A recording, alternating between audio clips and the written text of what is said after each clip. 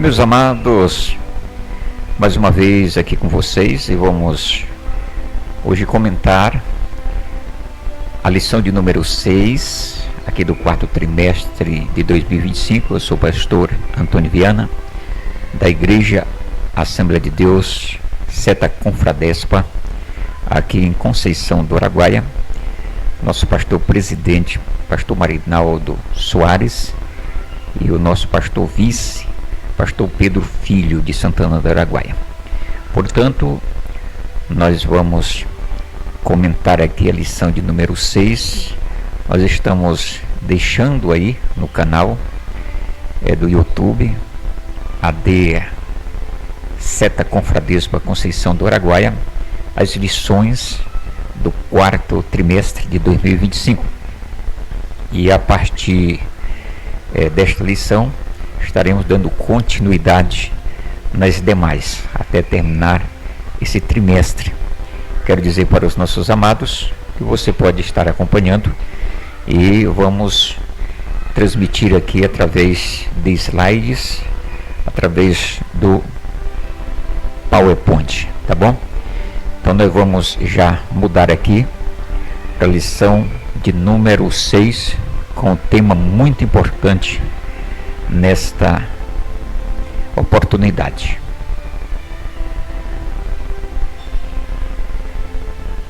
A consciência, o tribunal interior. O comentarista Silas Queiroz, e o tema desse quarto trimestre é o corpo, alma e espírito.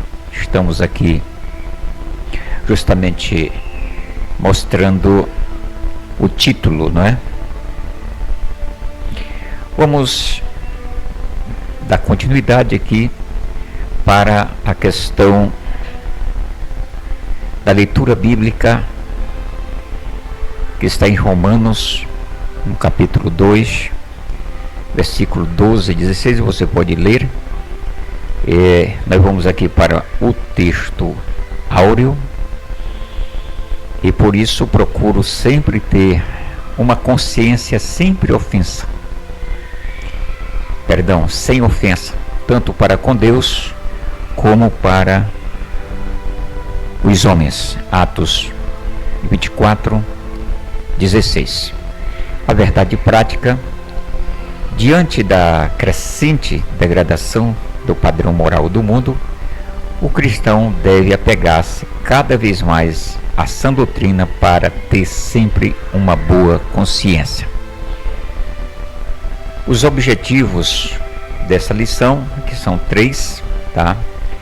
O ponto 1, 2 e o 3, que diz assim: primeiro, mostrar a origem, né, da consciência humana como um senso moral dado por Deus, reconhecendo seu papel antes e depois da queda.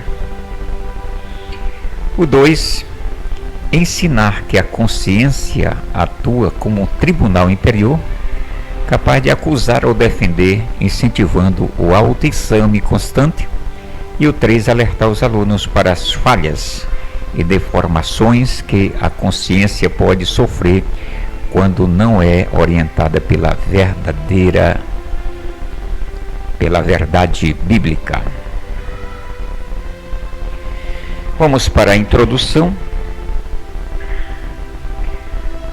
Deus fez o ser humano com um senso moral chamado consciência, que acusa, defende e julga.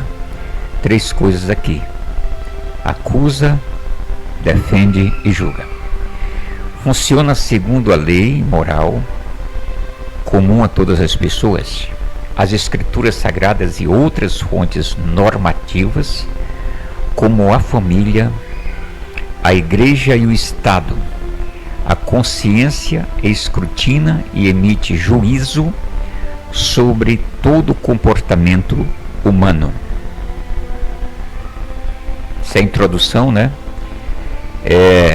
Vamos aqui dando continuidade. Somente você preste bem atenção nessa parte bem aqui, tá? Aonde eu estou marcando que a consciência pode acusar, defender e julgar. Portanto, vamos seguindo.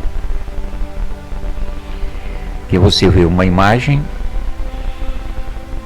e ali no centro do cérebro uma mão com uma luz, né? A palavra-chave consciência. Então a consciência ela pode ser definida de várias formas, dependendo da área do conhecimento, que é a filosofia, a psicologia e a neurociência. Mas de forma geral, ela se refere à capacidade de um indivíduo perceber a si mesmo e o ambiente ao seu redor, de experimentar sensações, pensamentos e emoções e de refletir sobre eles. Portanto, vamos aqui já para o primeiro ponto. A imagem aqui mostrando justamente Adão e Eva, né, no jardim. E o primeiro ponto diz antes e depois da queda. Antes e depois da queda. Nós vamos então já para o subtópico, não é? A primeira manifestação. Do grego sineides, que significa saber com. A consciência é uma faculdade inata, ou seja, todos nascem com ela, é uma capacidade dada por Deus para o homem discernir entre o certo e o errado, e assim orientar-se em suas decisões. Gênesis capítulo 2, versículo 16 a 17, e também Gênesis capítulo 3, versículos 6 a 10, tratam da primeira manifestação da consciência da experiência humana, que Deus estabeleceu uma lei específica, a proibição de comer do fruto da árvore da ciência do bem e do mal. Preste bem atenção, eu vou passar o cursor aqui em cima, tá? Que fala sobre da árvore da ciência. Preste bem atenção aqui, ó. A árvore da ciência do bem e do mal, com anúncio de penalidade. No dia em que dela comeres, certamente morrerás. Então, o homem, ele transgrediu e experimentou o funcionamento acusativo da consciência, culpa, vergonha e medo. Então, meus amados, aí nós estamos vendo essa parte que fala justamente da proibição.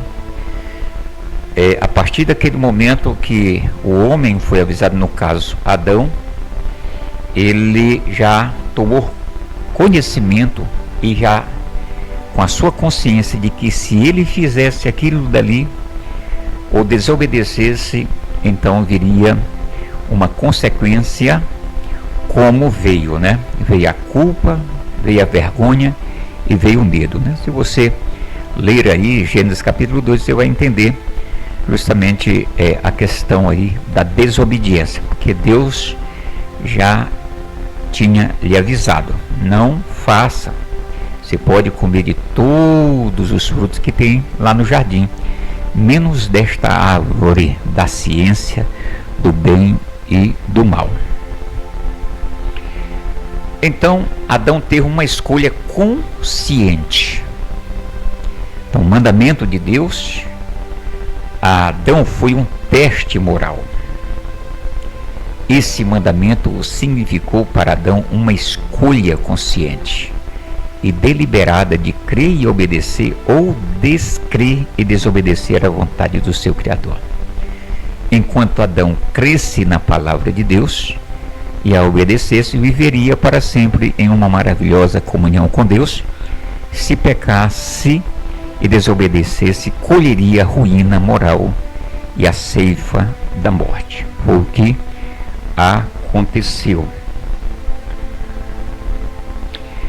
O que aconteceu foi isso, né? Sobre a desobediência. Ele estava consciente de que Deus tinha falado, mas ele foi um homem desobediente, né? Nós vamos ver mais aqui na frente, porque na realidade, primeiramente, o adversário, Satanás, né, ele veio em forma de uma serpente e ele enganou primeiramente Eva.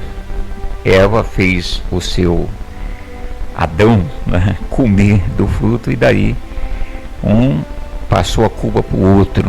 Portanto, nós vamos ver isso aqui mais na frente, tá? Vamos passando aqui.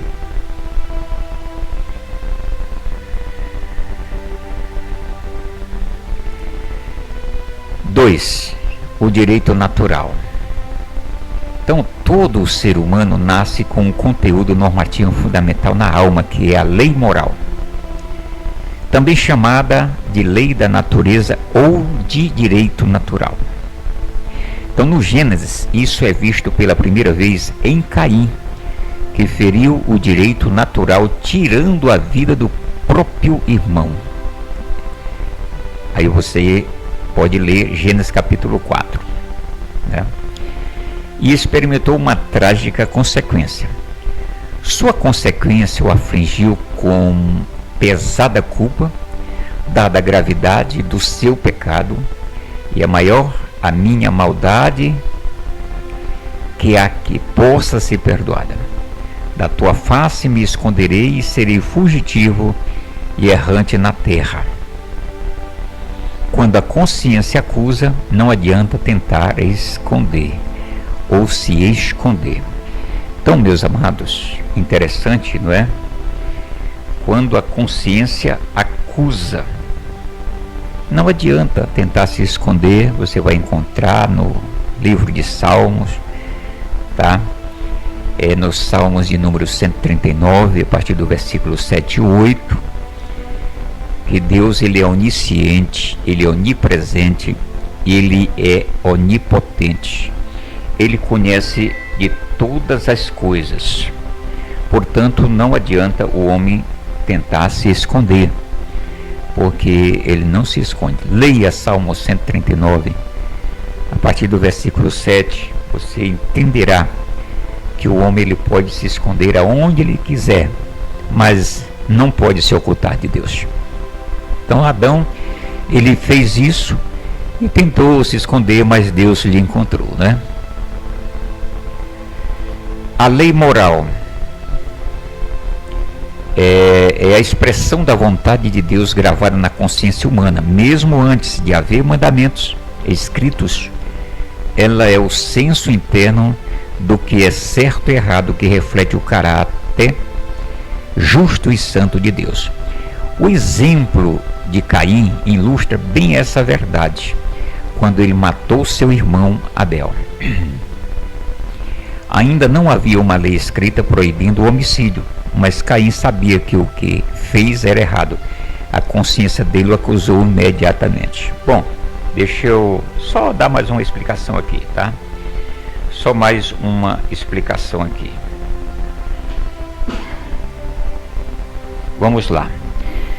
Olha só, a questão do assassinato que aconteceu, né? Vamos dizer assim, o primeiro assassinato, onde o próprio Caim matou seu irmão Abel.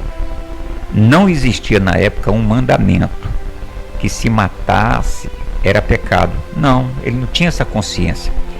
Só que como Deus criou o ser humano, colocando essa consciência, para que essa consciência pudesse acusar ou não, mesmo que a pessoa não soubesse, por caso dele aqui, né, ele podia muito bem chegar para o Senhor e dizer assim: olha, Senhor, eu não sabia, né?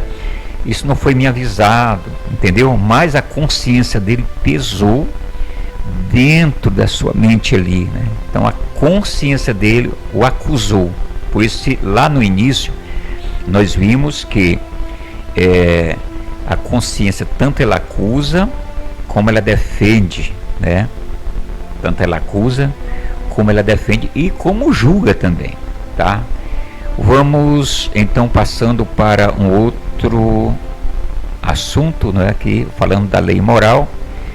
E agora vamos para esse outro assunto sobre escrito no coração, que é o subtópico 3. Este é o primeiro ponto da lição de número 6 do quarto trimestre de 2025 para adultos. Então o que diz aí? Em Romanos capítulo 2, 12 a 16, Paulo faz uma referência à lei mosaica. Isso é interessante você ler, você pesquisar, tá? Eu estou passando aqui dando as referências. Se eu quiser colocar aqui, eu coloco, eu tenho a Bíblia, eu posso colocar para você, mas para não ficar muito extenso, você que já conhece a verdade, já sabe o que Paulo está falando aqui, e se você não conhece, então abra sua Bíblia. Você pode estar com a Bíblia na mão aí, já aproveitando, anotando aí as referências, ou depois revendo esse vídeo gravado, tá? Então vamos lá, olha só o que diz aí. Repetindo aqui, em Romanos capítulo 2, 12 a 16, Paulo faz referência à lei mosaica dada a Israel e à lei moral, o direito natural, comum a todos os homens, inclusive aos gentios, os quais mostram a obra da lei escrita no seu coração. Então, é com base nessa lei geral que a consciência atua, quer acusando-os, quer defendendo-os. O que ocorreu em relação aos hebreus foi a positivação do direito natural, a escrita em pedras dos preceitos comuns a todos os homens, como a proibição de matar. Aí você vai encontrar em Êxodo, capítulo 20, que fala dos mandamentos, né? Lá fala de 10 mandamentos, inclusive está lá escrito, não matarás, não é? Então, antes da codificação pela lei mosaica, outras sociedades antigas tinham seus regramentos com os códigos mesopotâmicos, né? de Ur-Namur, Lipt-Instar e Hammurabi. O que há de bom nas imperfeitas leis humanas é inspirado na lei moral escrita no coração de todos os povos. Então, a lei moral gravada na consciência. O apóstolo, tá? O apóstolo Paulo, em Romanos, no capítulo 2, no versículo 15, declara que os seres humanos mostram a obra da lei escrita em seus corações, testificando juntamente a sua consciência e os seus pensamentos, quer acusando-os, quer defendendo-os. Este versículo revela uma verdade profunda. Mesmo sem conhecerem a lei de Moisés, todas as pessoas possuem dentro de si um senso moral. Todas as pessoas possuem dentro de si um senso moral. Uma voz interior que distingue o bem do mal. Essa lei moral é a marca de Deus impressa na alma humana. Essa consciência não é fruto da cultura, mas uma evidência do Criador que formou o ser humano à sua imagem e semelhança, não é? Portanto, estamos com a lição de número 6.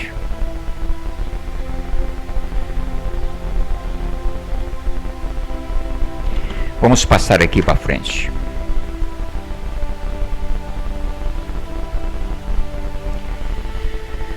Bom, vamos lá. Aqui vou mostrar alguns códigos mesopotâmicos, ou seja, da Mesopotâmia, e a lei moral no coração. Nós já lemos aí atrás sobre Ur-Namur, Lipit, Instar e Hammurabi, que criaram leis para organizar a sociedade e punir o mal. muito antes da lei de Moisés. Então, antes da lei de Moisés, já existia esses códigos, né, para punir. Por que isso? Porque a própria consciência, ela foi despertando para criar assim um regramento para poder corrigir o povo, né? Então, esses códigos mostram que o ser humano já possuía consciência moral, distinguindo o certo e errado. Segundo Romanos 2, 14 e 15, isso prova que a lei de Deus está escrita no coração de todos os homens, mesmo sem conhecer o Deus bíblico. Os povos antigos refletiam valores de justiça e ordem vindos dele. Então, o que eu quero dizer aqui, que o homem mesmo ele não tendo aquele conhecimento, ele sabe o que é o certo, o que é o errado. Agora eu quero dizer uma coisa aqui interessante. Ninguém ficará impune daquilo que ele faz, daquilo que ele comete. Ninguém se justificará diante de Deus. Deus, ele não falha. Então você não poderá se justificar diante dele, porque ele já colocou dentro do coração do homem para discernir o bem e o mal. Aí vem a palavra de Deus, que ela vai confirmando. E quando nós temos o conhecimento da palavra de Deus, aí sim, meus amados irmãos, aí se nós fazermos aquilo que realmente não é para fazer, como Adão fez, foi orientado, aí a consequência é grave. Aí você diz, pastor, mas eu não tenho conhecimento, por exemplo, da questão da salvação.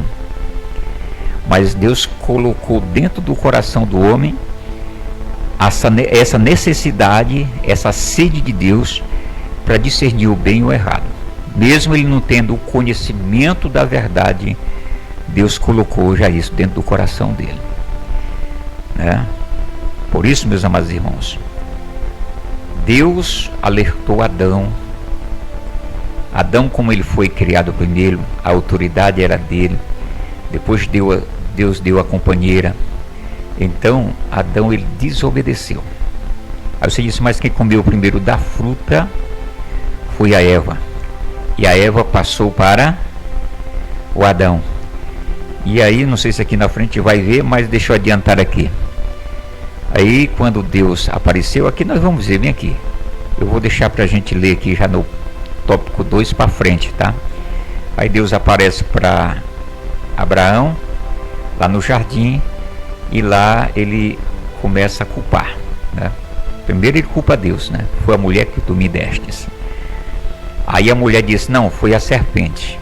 Entendeu? Então existe essa questão de acusar, de defender e de julgar. Isso através da consciência. Então nós vamos passando.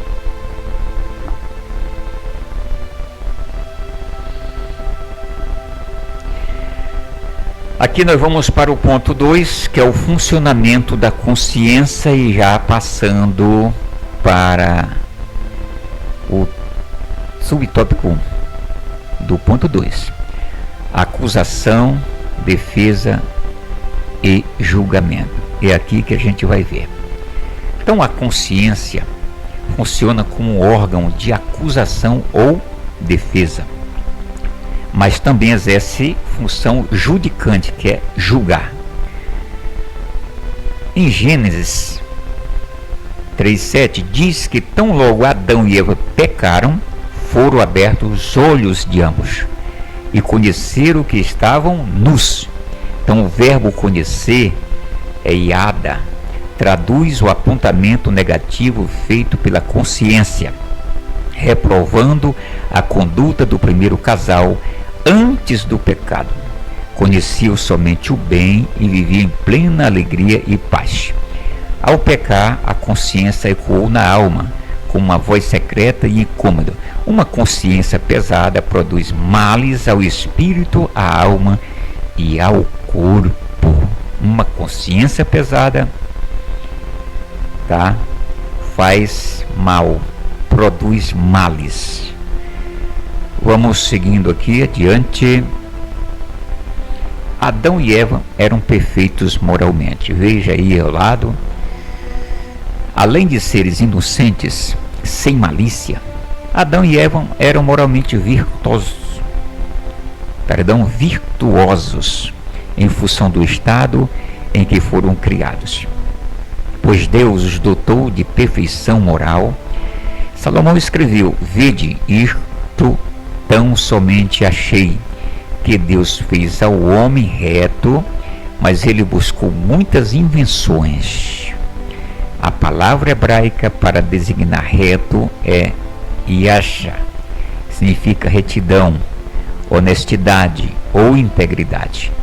Ela é a mesma palavra utilizada em conexão com justo. Deuteronômio 32:4, reto, jor, e puro. Então tá aí. Eles eram retos, eles eram puros. 2. Vãs justificativas. Antes de entrarmos aqui, vãs justificativas. Vou repetir novamente aqui. O homem, ele não se justificará diante de Deus. Quem te justifica é Deus, mas você não pode se justificar diante de Deus. Deus, ele não deixa essa brecha para você se justificar diante dele com relação à salvação e qualquer outra coisa. Não. Porque Deus, ele não é homem. Deus, ele não falha. Mesmo nas suas justificativas, o homem, ele é falho. Ele quer ser certo, mas ele não é. Por isso que Jesus disse que todos estavam perdidos. Então ninguém vai chegar diante de Deus naquele dia, no juízo final, e dizer: ah, Senhor, mas essa palavra eu não entendi muito bem. Não. Não terá justificativa. Ficará muito bem explicado para toda a nação sobre a questão da salvação. Agora, se a pessoa não busca, problema dele, mas a consciência dele vai pesar. Então, Deus, ele já colocou isso no homem, para o homem escolher, tá? Mais uma coisa eu quero dizer aqui. Só que Deus, ele não pressiona ninguém. Deus, ele deixou livre o homem escolher. Mas se ele escolher para o lado bem, ele será bem sucedido. Mas se ele continuar do lado mal, ele terá suas consequências. E é isso aqui, vãs justificativa. A expressão "foram abertos os olhos" também significa experimentação imediata da malícia, antes inexistente em Adão e Eva. Ao ouvirem a voz do Criador, se esconderam com medo. Deus dirigiu uma pergunta retórica a Adão: quem te mostrou que estavas nu? Olha aí, viu? Quem te mostrou? Comeste tu da árvore de que te ordenei que não comesses? Impossibilitado de negar seu pecado, Adão tentou se justificar. Olha só. A mulher que me deste por companheira. Claro, olhando para esse lado, foi a mulher mesmo que deu. Mas ele não era o homem, a autoridade, ele podia muito bem dizer: não, mulher, espera aí. O que está escrito? O que Deus falou para nós? Que a gente não podia comer. E nós estamos sendo tentados para comer desta árvore. Não é isso? Mas o que acontece? Ele comeu. Aí ele jogou a culpa na sua esposa, né? A mulher que me deste por companheira, ela me deu da árvore e comi. Jogou a culpa nela, né? Se saiu fora. Eva culpou a serpente. Aí a Eva já culpou foi a serpente, né? Então a consciência é implacável e não cede em vãs formulações humanas. A confissão e o afastamento do pecado são um remédio para a alma, né? Confessar, aí você vai encontrar isso aqui: Salmos 41:4, Provérbios 28:13, Tiago 5:16. Leia essas referências e vamos Seguindo aqui adiante. Quando a consciência se desperta, após comer do fruto proibido, Adão e Eva experimentaram algo que nunca havia sentido antes: a consciência do pecado, a desobediência, né, irmãos? Esse abrir dos olhos não se refere apenas à visão física, não, porque eles estavam com os olhos abertos. Aqui era a parte espiritual, viu? Mas a tomada de consciência moral. Antes, viviam em pureza, sem culpa nem medo. Mas ao desobedecerem a Deus, a inocência foi substituída pela vergonha. A consciência que até então estava em repouso foi despertada para acusar. Tá certo? Então é isso aí. Subtópico 3. O debate no tribunal. A consciência é como um tribunal que julga condutas, aprovando-as ou reprovando-as. Atua em relação ao presente, o passado e futuro. Então, funciona interagindo com as demais faculdades da alma, principalmente os pensamentos e os sentimentos. A consciência costuma entrar em debates com os pensamentos, que a questionam e aprofundam a análise das orações. Esse processo gera na mente um exame interior, com o objetivo de alcançar um veredito favorável, o testemunho de uma consciência limpa. Em casos assim, mesmo que acusações externas prevaleçam, a paz interior em função da consciência está sem ofensa. Mas um subsídio aqui, um conhecimento sobre a consciência como um tribunal interior, que ainda faz parte desse tópico. Então a consciência pode ser comparada a um tribunal dentro do ser humano, onde nossos pensamentos, intenções, ações são avaliados diante da lei moral de Deus. Nesse tribunal invisível há papéis e funções bem definidos. A lei é o padrão moral de Deus gravado no coração humano, mostra o que é certo e errado. Consciência atua como juiz, aprovando o bem e condenando o mal. Memória guarda os fatos e serve como prova das ações passadas. O intelecto interpreta a lei e orienta o julgamento da consciência. O veredito é o resultado, faz quando fazemos o bem, culpa quando erramos. E assim, meus amados, nós vamos para o outro tópico, que esse é o último. Tenha mais um pouco de paciência. Vamos falar da consciência, tá?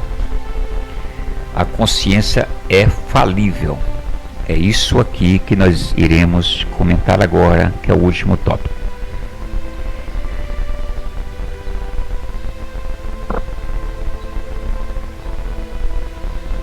Defeitos da consciência.